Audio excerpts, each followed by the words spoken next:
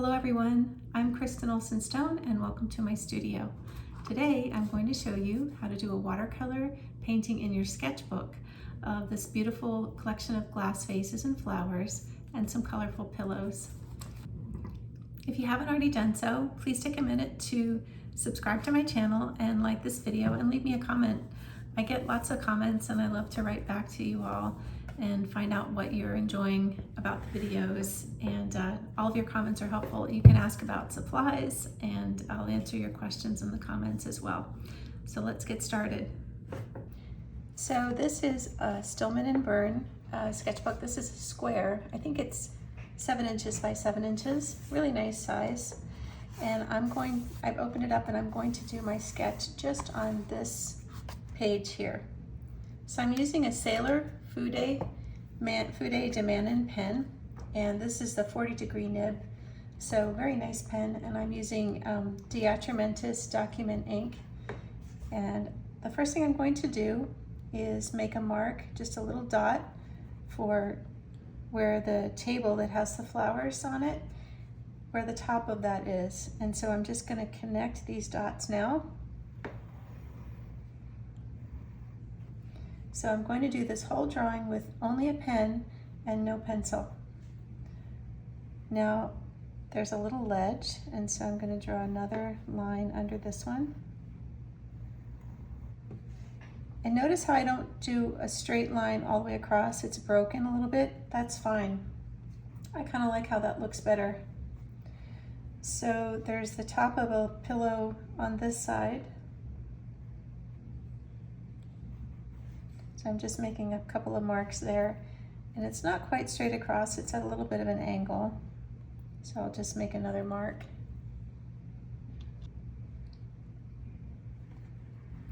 And that pillow has an angle on the left side, kind of like this, and so I'm going to just do a wavy line because it's a pillow with a ripply edge. And then there's another one inside of that pillow, or on the side of it.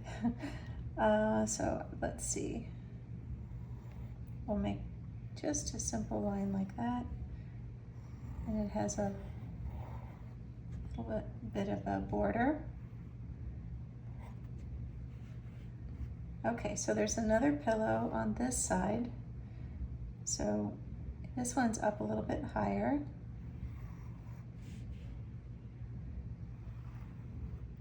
So nothing has to be perfect. These are just floppy pillows on the back of a sofa.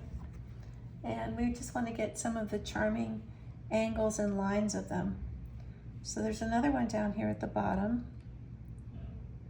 And that one kind of goes across like that. So someone asked me if I ever make a border on the outside of my sketches, and I typically don't. In fact, very often I paint completely off the side, but there's definitely nothing wrong with doing that if you want to do that. So there's a square inside of that and another pillow behind. So they're all kind of stacked on top of each other. So while we're down in the space, we'll put some of the details like the lines and stripes. So on the border of this pillow, it has small stripes, and then that kind of disappears down here, and it has stripes that go kind of up and over, which makes the pillow look very rounded. So sometimes the texture of things helps to show what the form of it is. And there's some little lines in this square.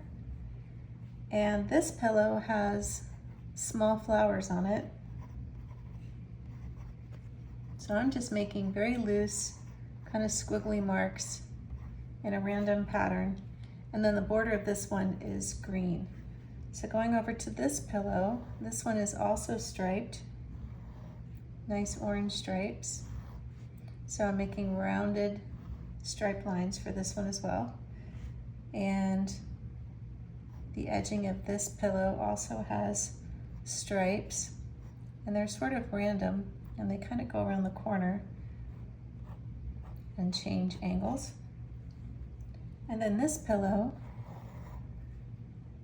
has a really nice shape. So this one has a green edging, no stripes. Oh, and I almost forgot one. There's a little blue one sticking up. So this one has small flowers also. So again, I'm just making the same kind of blue squiggly marks. And when we come back and paint it later, I'll make some of them blue, or some of them green and some of them red for the flowers. And this section back here is the dark part of the dresser. So I'm just gonna make another horizontal line. And I wanna make sure that that line is below the top of this pillow. Okay, so next I want to start putting the flowers on top of this dresser. So I'm going to start with this vase, and I'm going to make a mark here, and it doesn't come all the way down to the top of the ledge. It stops a little bit above it.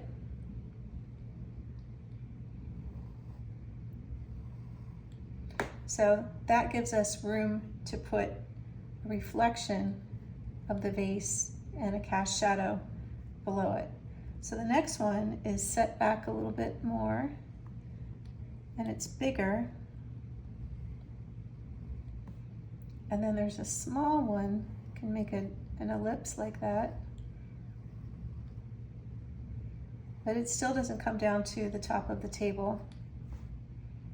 And I'm going to bring this over a little bit further.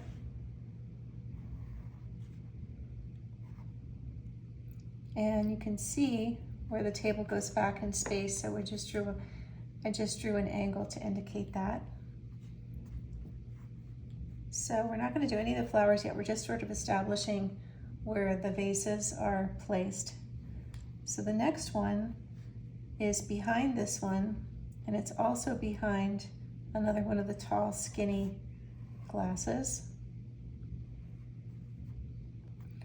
And it has little feet, which you can't really see in the photo, but I wanted to emphasize those because I really wanted to show the vase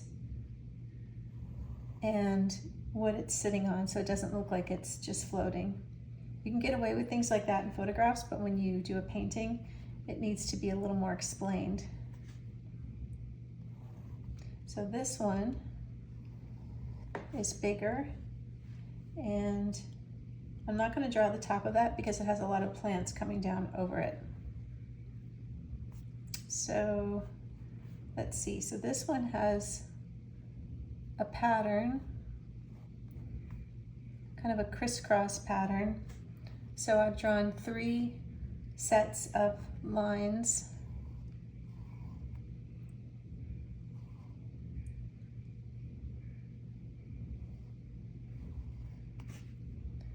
And we'll have this one come underneath. And then this one also has a crisscross pattern. I actually really like doing patterns.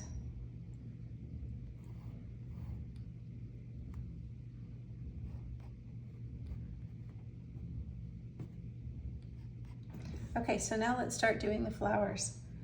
So the flowers are sort of big and they're backlit, so it's hard to see a lot of the details. So I'm going to draw kind of squiggly flowers like I like to do. And I'm not sticking too close to the drawing, but I definitely want to have some flower shapes. And then coming out from behind the flowers are some nice long leaves. So when you draw these, you want to make sure they're going in different directions.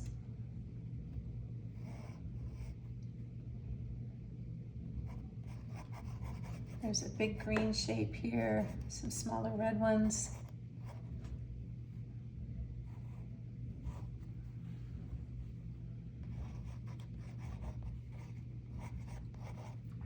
Just big, fun shapes.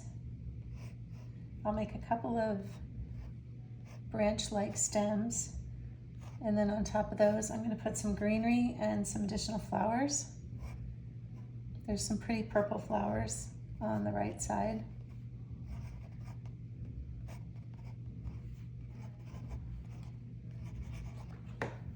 So because I changed this to a square, we can't see too much of the window behind it, but I'm going to make a couple of lines to show window panes. And that should be just enough information to let the viewer know that there's a window behind these flowers. And this line, I'm going to stop it there and then pick it up again on the side of the vase. And I'm going to have this angle back and meet up with the top of the dresser. And we'll have a couple more lines coming out on this side, a couple more purple flowers, and another window pane, and a couple of vertical lines to kind of box this in. So it's really nice when you do a drawing where you have a lot of free-flowing kind of big organic shapes to also have some structure behind those. So these window lines are going to be the structure behind all of this fluff and movement. So there's also a couple of stripes on these vases, which are very pretty.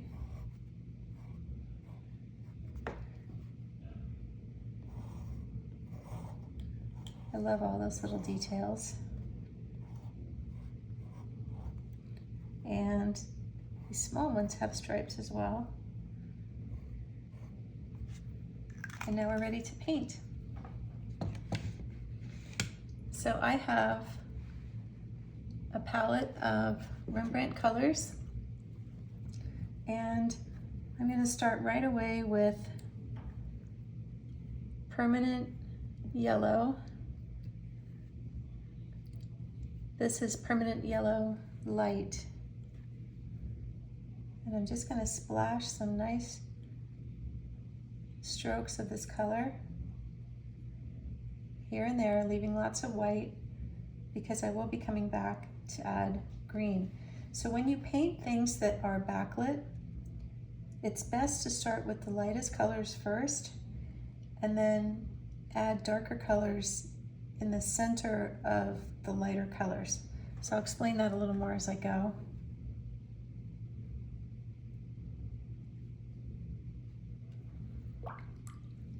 I just noticed that I missed a couple of stripes here. So I want to quickly put those in before I get too much paint on. I love all the stripes on these vases. Okay, it's great that this paint, or that this ink dries so quickly. Now I'm going to pick up some green. This is sap green. And I'm going to mix a little bit of phthalo green with it as well. Get a nice bright punchy green. And I'm going to put a few strokes of that around the yellow. And I'm going to be putting a darker yellow inside of some of the strokes of lighter yellow, but not just yet. Just want to start with some nice green patches.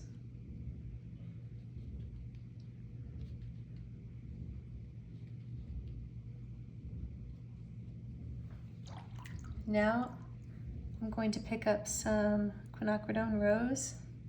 This is a number 10 silver brush, black velvet round, by the way. Some of you might think that a number 10 is a big brush for a 7-inch square painting, and that might be right, but I love this brush. It has a great point on it, and it holds a lot of paint. So the paper on these books is a cold pressed paper, and they also make one, it's called a Beta, and they also make one called a Zeta with hot press surface, and that's also a really nice surface to sketch on and for painting. I'm going to take some of this pink color and put it into this vase.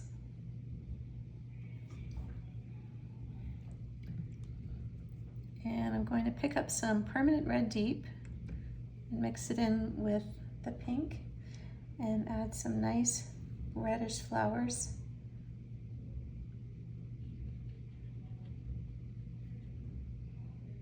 And I have a nice flow of the red vase and the flowers. I'll put a pink one there, and one here, and one that's a deeper red right there. And now I'm going to pick up some Pyrole orange. If you don't have Pyrole orange, you can also use Azo Yellow Deep. I'm mixing it with a little Azo Yellow Medium. And now I want to put some yellow, some darker yellow inside the lighter yellow patches. Not all of them, but some of them. And you can see doing that, it already starts to look like the lighting is coming from behind. And that's one of the main things I wanted to demonstrate today. So my intention for this painting is for it to just be loose and colorful and fun to look at. So I'm putting some of that same violet color on this vase, but I want it to be lighter, so I've added some more water. And I'm going to add some ultramarine blue. This is French ultramarine. It's pretty similar to regular ultramarine, just a little bit prettier, I think. I've made a nice violet there. And I'm going to use some of that same violet over here in this flower. So I want it to be lighter, so I just grabbed some more water. And I'm going to put that up here as well. There's a few purple flowers. And I'm going to add some more yellow to the green for this one. And to that, I'm going to add even more yellow, but I'm going to add the darker yellow on the right and left side. Kind of give that effect of light coming from behind onto. And then back to red. I'm going to paint this base with the more orange red.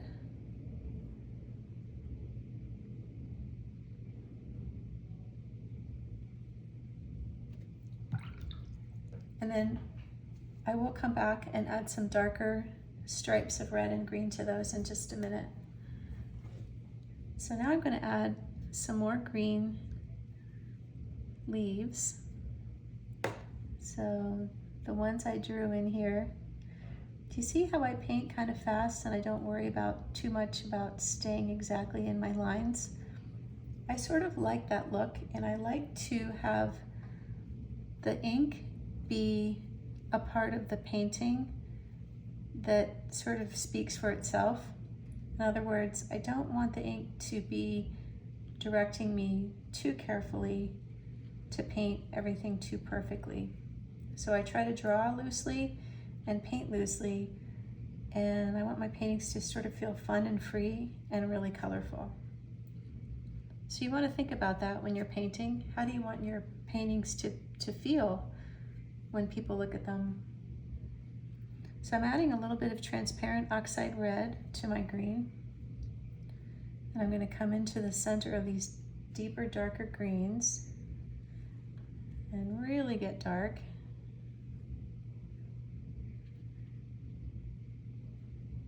I want to jump down to some of the pillows, and I'm going to paint some of the pretty orange and red flowers. They're nasturtium flowers, the pattern on this pillow. So I'm painting in the same kind of random way that I drew them. So there's some there, and we'll put some on this side.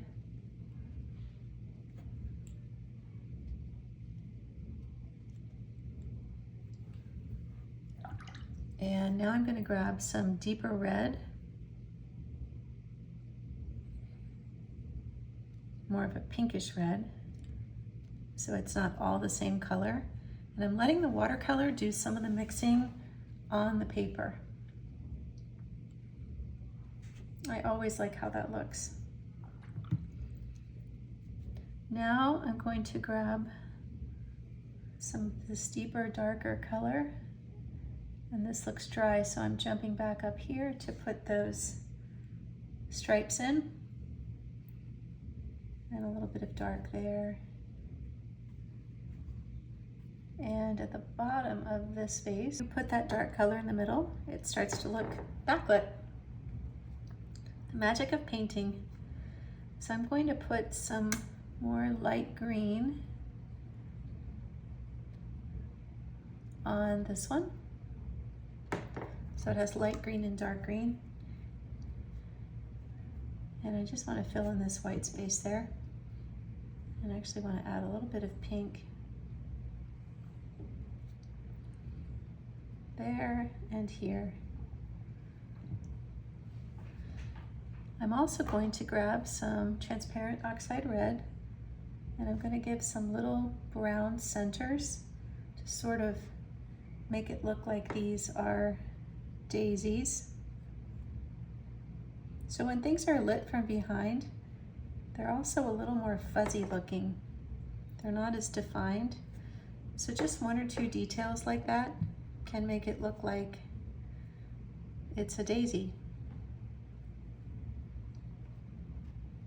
I'll put a little more yellow on this side.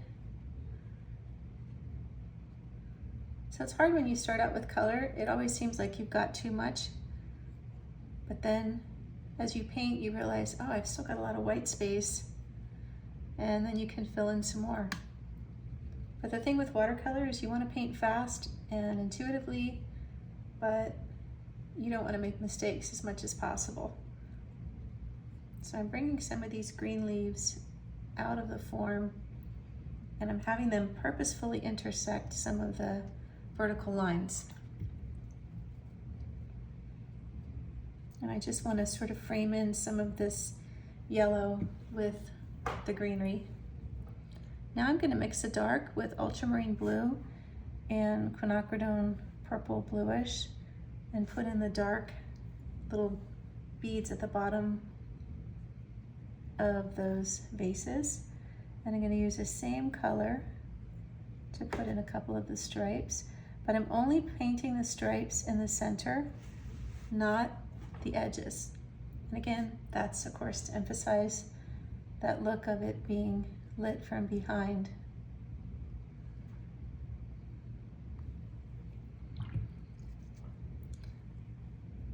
So the top of this vase on the right has a little bit of violet, just like the other one.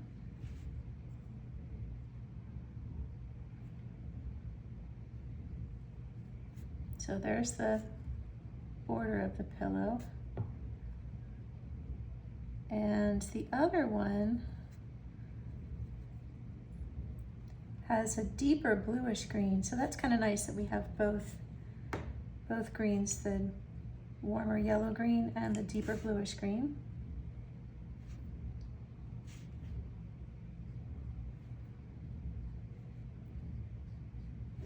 So when I paint, I sometimes leave little bits of white on purpose. It just kind of gives my painting a light, airy look.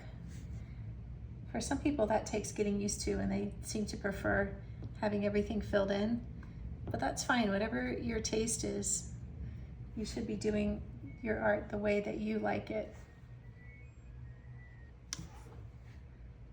So I'm just painting in some more of the greenery on the pillow, just very randomly, just like I did the flowers.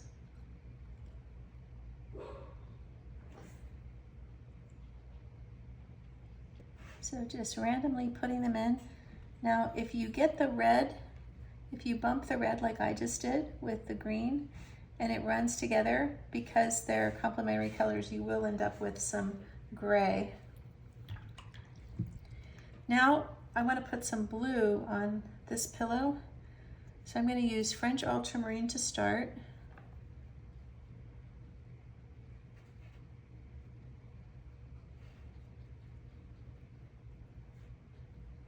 Just filling in this whole shape. But at the top, I want it to be lighter and more of a bluish, or more of a greenish blue. So I'm going to pick up some of that greenish blue now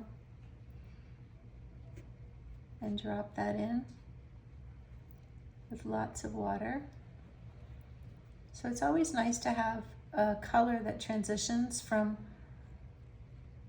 one shade of it to the next. For instance, a greenish blue that transitions into a more violet blue. Now I'm adding some Quinacridone purple bluish to the bottom.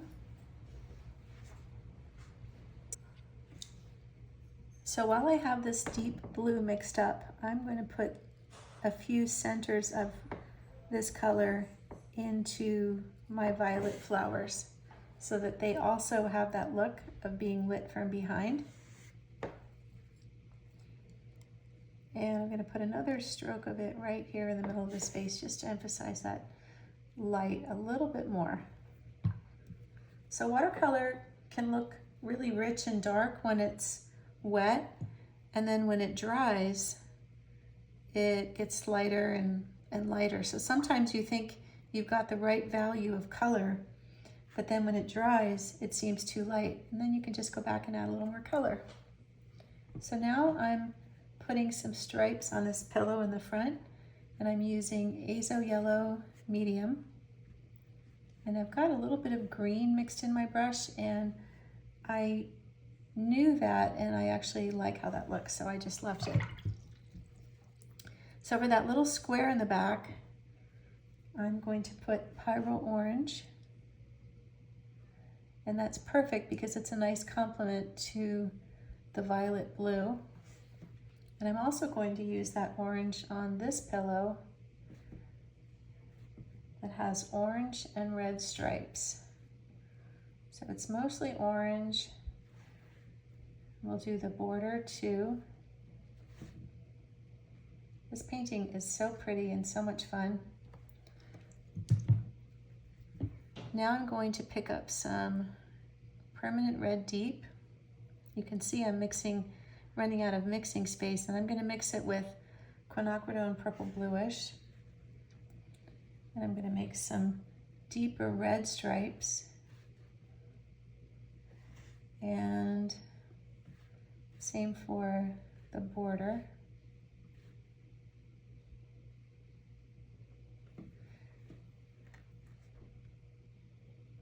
I want a couple of these red flowers to sort of bleed into this blue pillow. Okay, so for the dresser behind all of these flowers, I'm going to use transparent oxide red, not for the ledge, just for the part that's wooden underneath. So transparent oxide red is a wonderful color. It's transparent red oxide is very similar to burnt sienna, but it's transparent and burnt sienna is more opaque, but they're both really beautiful colors. And I am not a fan of only painting with transparent colors. I really like to use a mixture of opaque and transparent colors. I just think it makes the painting look a little richer to have some opaque colors mixed in with your transparent colors. So I definitely encourage you to experiment with paint and get the colors that you like and experiment with mixing with them. So I very often like to add some purple to my browns. So I'm adding Quinacridone purple bluish to this one. If you don't have that color, I know that's kind of an unusual one. Mauve is a great substitute. Dioxazine violet is also a pretty color, but it's definitely more of a cool violet, whereas mauve and Quinacridone purple bluish blend in a little bit better with browns. So I'm going to take some of this blue color, this French ultramarine, and mix it with some Pthalo blue greenish and make some very light stripes. Light means lots of water on this pillow. And I need to do the little border stripes. So I'm going to use Pthalo blue greenish.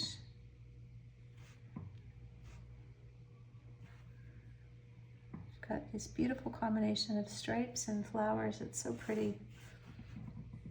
And then on these lines here, I'm going to do this deeper greenish blue and just kind of let them overlap a little bit. There. So while this is drying, I want to go back up into the dresser where the vases are sitting. I'm going to mix French ultramarine and Quinacridone rose, and underneath each vase I'm going to just pull a little color down, and it doesn't matter if it touches the green part of the vase, and if the green runs into it, that's perfectly fine. So underneath the little feet, we're just going to make a little stripe. So the light is coming from behind, and it's causing all of these vases to cast a little shadow onto the dresser. So that top of the dresser is also going to have this violet color showing that it's in shadow. So all the light is coming from behind. Now for the window panes, I guess they're not window panes, they're window dividers. I want to make a darker, more grayed down violet. So colors get grayer as they go back in space, and so I grade the violet down by adding a little bit of transparent oxide red to it, so it's not such a pretty violet like the one on the dresser. So I made a line, and every time I encountered a green or yellow space, flower or leaf or something, I just lifted my brush, left a little white space, and kept that color coming down. I'm going to do the same thing for this side. Notice, by the way, that the paper is remaining very flat, and I'm using quite a bit of water and quite a bit of paint because that's how I work. I'm going to make this a little wider. And now I'm going to rinse my brush and add a little bit of yellow ochre. Oops, I've got green in my yellow ochre. I'll move my mixture over here. So Quinacridone rose and yellow ochre and French ultramarine. And I'm going to put a little bit of that color off to the side.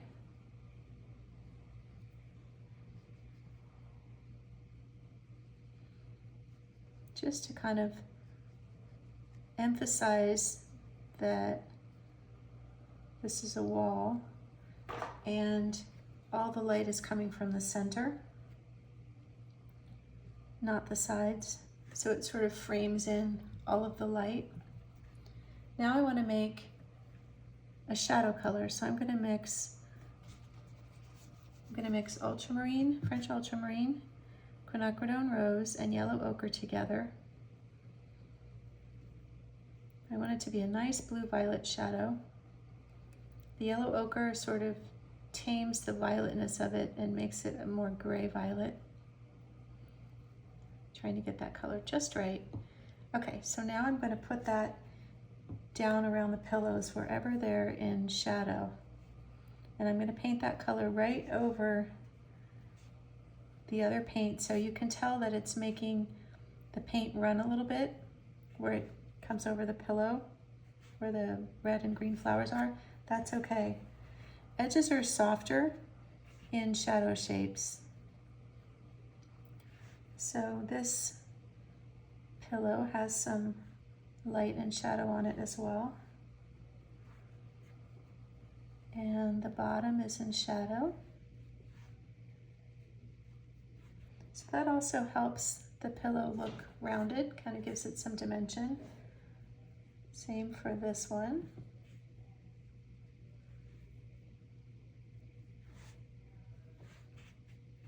So I'm just bringing that color right over all of the orange and red stripes.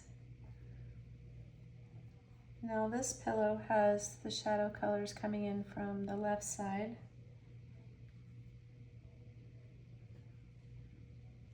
So where the green is in shadow, I'm going to mix a darker green. So I'm going to mix phthalo blue greenish and phthalo green together. And I want to leave some of the lighter green showing and just paint this darker color wherever I want that green to be in shadow. I'm going to do the same thing for this pillow, except this one has a lot more light, not quite as much in shadow.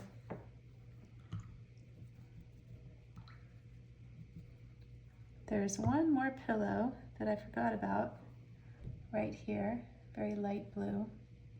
So we'll put that in and I'll leave a little bit of white at the top to make it look like it's catching the sunlight. Now this pillow also has a shadowy side, and I'm letting watercolor be watercolor, so everything's run together a little bit, and that is just fine with me. I really like how that looks.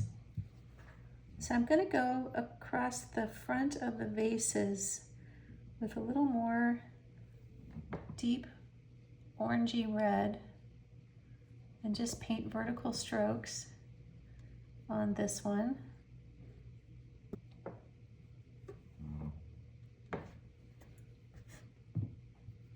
And I'm going to paint some of those same color on the front of this vase.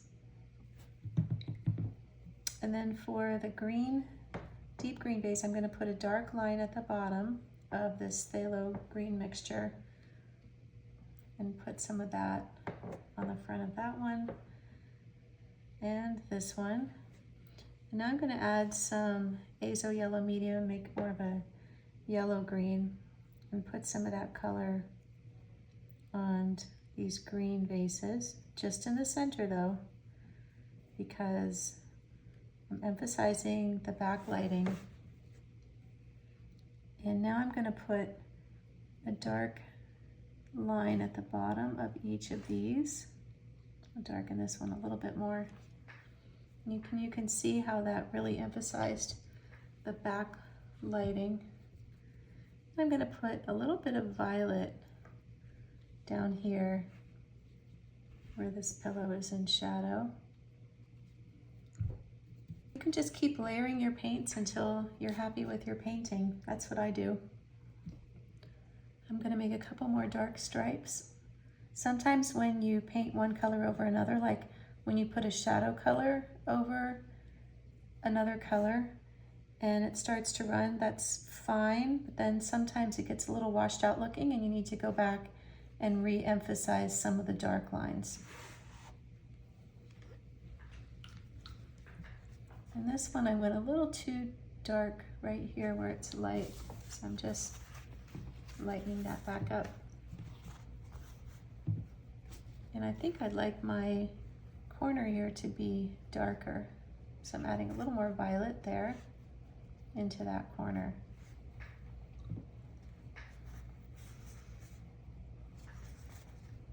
So I'm very happy with how this turned out, but I am going to do one final step. I'm going to wait for it to dry for a minute, and then I'm going to come back and do some highlights with my Posca pen. So now the painting is dry, I'm going to do a few highlights. So I want to make vertical highlights on the glass vases.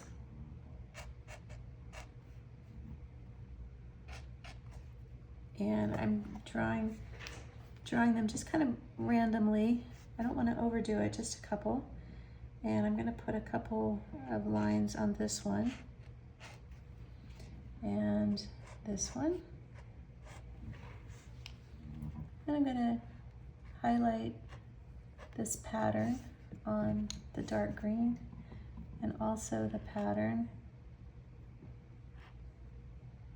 on the red one. So you never want to overdo it with your Posca pen. You want to be pretty careful. So just take your time.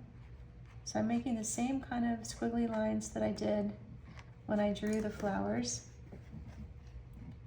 I'm going to make a couple of lines on this orange and a few at the top here to kind of highlight that light colored blue pillow. There's something about the Posca pen that just sort of gives your painting like a little lift or something. It's really fun to use. I don't use it every time I paint or sketch, but I definitely use it a lot. I'm gonna put some strokes of white up here too. Just kind of squiggly highlights. I think it also adds a little bit of movement to the painting. So the white lines and the dark lines and the paint are all doing their sort of individual thing to make your art. And I'm going to make a couple stripes on this pillow. And the last place will be right here. I hope that this was a really fun and enjoyable video for you, that you learned a lot. If you want to get the full video, you can go to my Patreon, and the link is in the description. And I'll have the template drawing for this painting and some more information about division of space. Thanks so much for joining me. Please like and subscribe, and more videos to come.